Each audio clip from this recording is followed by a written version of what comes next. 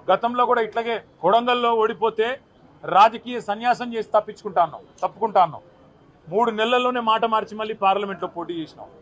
అట్లాగే హైదరాబాద్ జిహెచ్ఎంసీలో బీఆర్ఎస్ కనుక సొంతంగా గెలిస్తే నేను రాజకీయాలు సన్యాసం తీసుకుంటాను, అప్పుడు మాట తప్పినాం.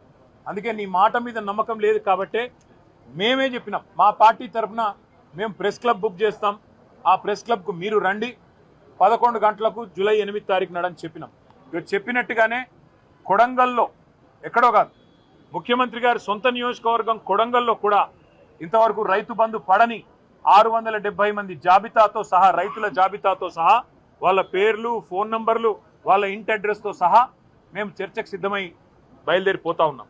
అట్లాగే రాష్ట్ర వ్యాప్తంగా మరి జరగని రుణమాఫీ, పడని రైతు బంధు, అదేవిధంగా రాని బోనస్సు, రైతు శ్రేయస్సుకు సంబంధించి ప్రతి అంశం మీద విస్తారంగా చర్చించడానికి మా పార్టీ నాయకత్వం మొత్తం కూడా సిద్ధమై మొత్తం సమాచారంతో సహా, ప్రభుత్వ అధికారిక సమాచారంతో సహా మేము ఇవాళ ప్రెస్ క్లబ్కు బయలుదేరిపోతా ఉన్నాం.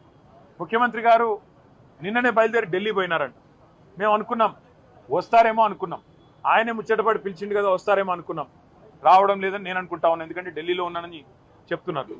మరి వ్యవసాయ మంత్రి గారు వస్తారా, లేదా ఇంకెవరన్నా బాధ్యత గల మంత్రి గారు వస్తారా, లేక ఉప ముఖ్యమంత్రి గారు వస్తారా మాకు తెలియదు. ఎందుకంటే ముఖ్యమంత్రి గారు స్వయంగా విసిరిన సవాల్ కాబట్టి తప్పకుండా వారి ప్రభుత్వం నుంచి ఎవరైనా ఒక బాధ్యత గల వ్యక్తి వస్తారని నేను అనుకుంటా ఉన్నా.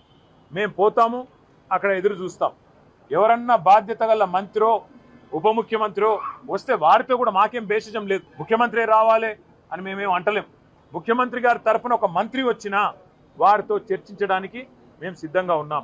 ఎందుకంటే ఇంపార్టెంట్ సబ్జెక్ట్, రైతుల సబ్జెక్ట్ కానీ, తెలంగాణ యువత సబ్జెక్ట్ కానీ, 2 లక్షల ఉద్యోగాలు ఇస్తానని చెప్పి అశోక్ నగర్లో ఛాయ్ అడ్డా మీద ఛాయ్ దాక్కుంటా రాహుల్ గాంధీ గారు స్వయంగా ఇచ్చిన మాట మీద కూడా చర్చించడానికి సిద్ధమా అని ముఖ్యమంత్రి గారు అన్నారు.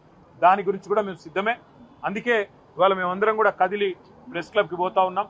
మరి ముఖ్యమంత్రి గారు మాట నిలుపుకొని తప్పకుండా హాజరు కావాలని, ఇవాళ హాజరు కాలేని పక్షంలో మరొక రోజు వారు ఏ స్థలం చెప్పినా, ఏ తేదీ చెప్పినా, ఏ రోజు చెప్పినా, ఏ డేటు ఏ టైం చెప్పినా తప్పకుండా మేము వస్తాము మా పార్టీ తరఫున. మళ్ళొకసారి వారి సవాల్ను స్వీకరిస్తూ, వారికి విజ్ఞప్తి చేస్తూ, చర్చలో తప్పకుండా ఎవరైనా మంత్రి గారు వస్తే వారికి కూడా ముఖ్యమంత్రి గారికి చెప్పాలనుకున్న అన్ని విషయాలు, రాష్ట్రంలో రైతులకు జరుగుతున్న మోసాలు, రాష్ట్రంలో రైతులకు చేస్తున్న అన్యాయం మీద వివరించి చెప్పడానికి మేము సిద్ధంగా ఉన్నామని మళ్ళొకసారి తెలియజేస్తాం.